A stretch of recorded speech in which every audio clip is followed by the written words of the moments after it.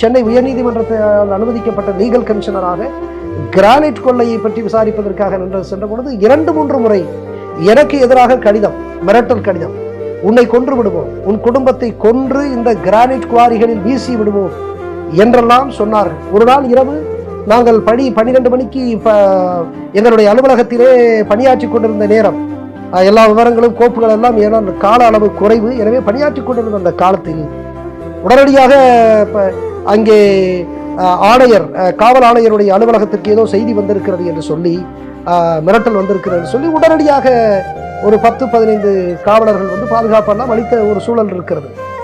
என்ன சொல்லுகிறேன் என்று சொன்னால் 2 முறை எனக்கே கடிதம் வந்திருக்கிறது, உன்னை கொன்று உடலை வீசி எறிந்து விடுவோம், உன்னுடைய குடும்ப உறுப்பினர்கள், பிள்ளைகள் இவர்களை எல்லாம் வெட்டி வீசி எறிந்து விடுவோம் என்றெல்லாம் வந்திருக்கிறது.